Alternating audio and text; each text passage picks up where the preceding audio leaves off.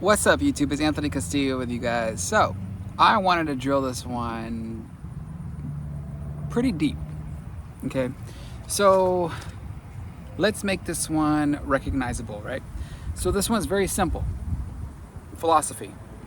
What is that, right? Philosophy. Man, I know a lot of you out there that are spiritual junkies or spiritual gurus or spiritual influencers, spiritual, all aspects of spirituality, right? And those that really thrive on just learning more, right? Because philosophy, when I first took a philosophy class, and I have to be honest with myself, I don't know exactly what philosophy class I took, but I remember philosophy was probably the most difficult class. I actually failed it, I'm gonna be honest. On my transcripts, I have a giant F. But then after that, I realized that philosophy was something that I actually got accepted into a master's program one time for applied philosophy and ethics. And I remember that experience so incredible because I remember realizing that I was going to get a master's degree in applied philosophy and ethics.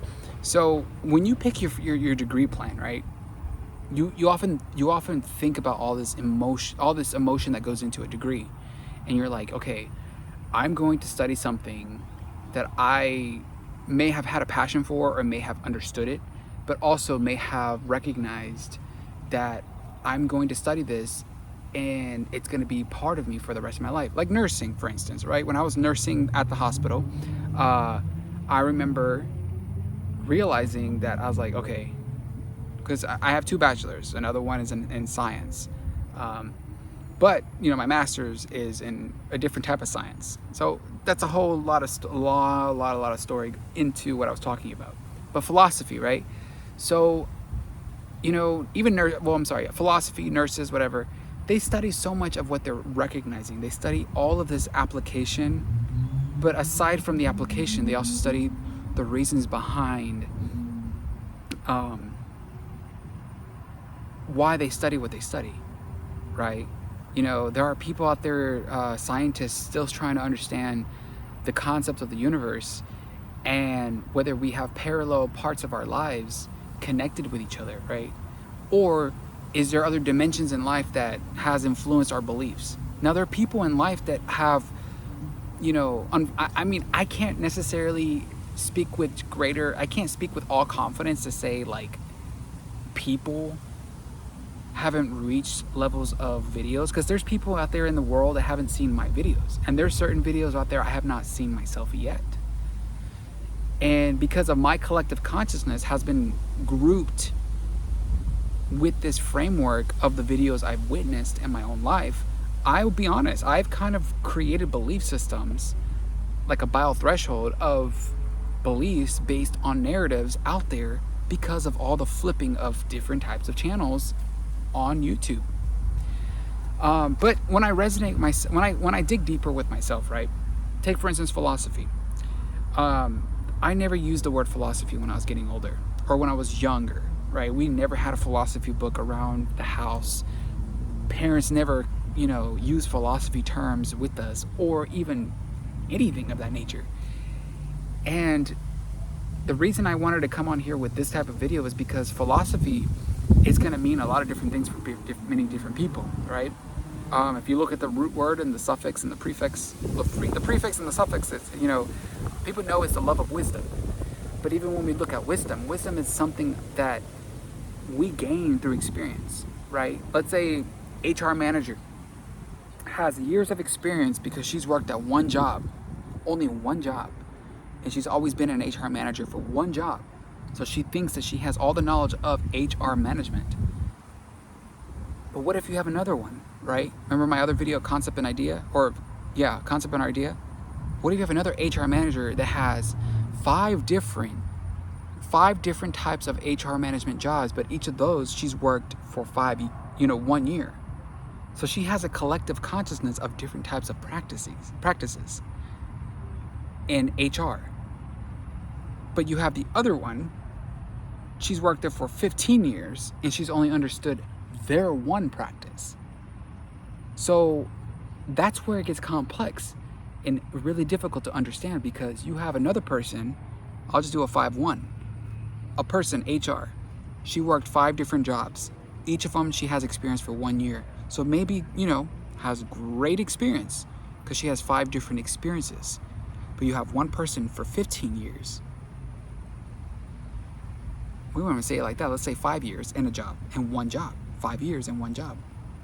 Who has the most knowledge? Based on my other talk, I talked about epistemology. See, that's a whole thing I'm talking about. Anyways, it gets complex because when we even think about our disposition, we're recognizing that our disposition is not alignment with certain things, right? Beliefs. We sometimes have to challenge our beliefs because our challenging beliefs are what is influencing us every day, right? I go to a different park. I used to do this when I was younger. I never did this when I was younger. Talking to a phone, right? Never talked to a phone like this. I always used to talk to friends and people and acquaintances and people, and goddamn, I mean, people even like yelled at me in the park for no odd reason. But anyways, that's what I'm talking about. Is that philosophy is going to mean many different things for many people. I'm not going to get into my transcripts. I'm not going to get into too much about how much philosophy courses I've taken. I don't like thinking like that, because if you saw my other video about, that other video, you know what I'm talking about, like thinking too much about course mentality. We can't think like that no more, because even if those that don't watch this video, for odd reasons, or if my family see this video when I pass away and they realize that what was going on, I would hope that one day they'll realize that what was going on was some things that I couldn't control outside of me, right? There were patterns outside of us that I couldn't control. That of those patterns, like spiritual patterns, there were a sense of violation to me, right? And I couldn't fix those patterns because it was just too much, right? People didn't realize they were in a pattern doing wrong towards someone and didn't know how to fix it, right? We'll get into that later on. I don't want to get into that kind of topic because it's deep. It's a lot of deep stuff. But remember, guys, hopefully you guys enjoy this channel. I really genuinely believe that, if we do find ways to help us remove some of those patterns, hopefully, in our lives, we can understand what's happening here. Because if we change the way we look at things and we change the way we want to see ourselves, we have the possibility of changing that bio-threshold. We just need to have the kind of evidence, meaning faith, to change it. Because if we don't change it, we're going to be in the next 10 to 20 years from now that may be the most scariest ever. I'm only saying that from a spiritual perspective of what I feel. But anyways, remember to subscribe, and I will catch you in the next one. Good karma.